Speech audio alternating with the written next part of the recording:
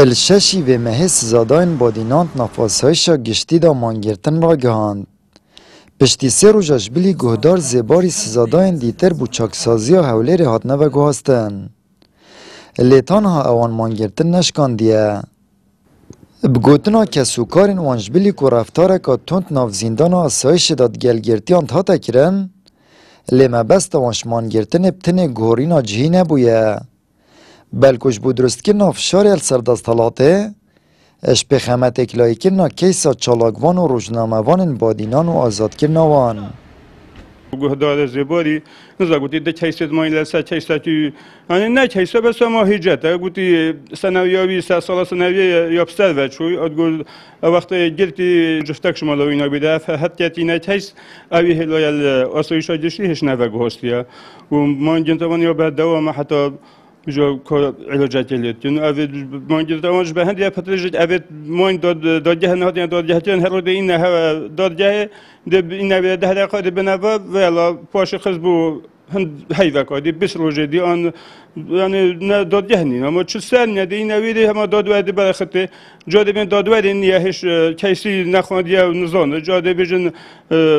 چه بلجه نین هم این اویدی بنوا و کی یاری پیچنه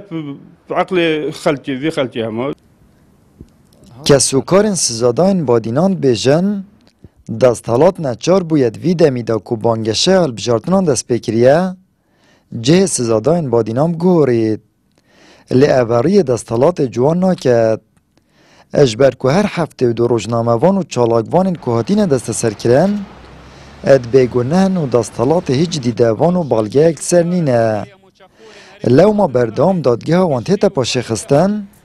و دستوردان حزب ناف دادگه داد دیارن برید روزه تلفن کرد گوت روشما باشترش آسایشی گوت ایجار آسایشی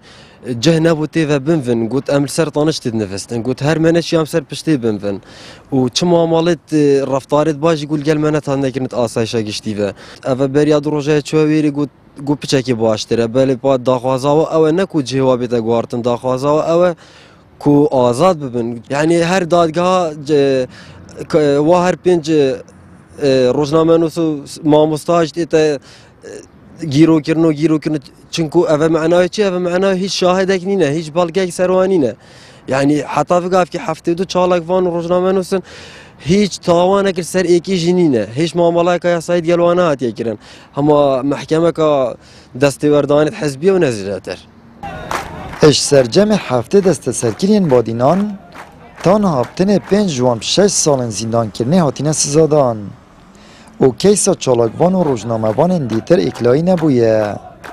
و دستالات بردام فشارن درونیل سروان و کسوکارین وان درست کرد اپرای پاشه خستنا دادگه بو چندین جاران لو ماجی سزادان بادینان ماه 5 روزای مانگرتن را گهاندی آمد بریفکانی کنال آسمانی پیام دهوک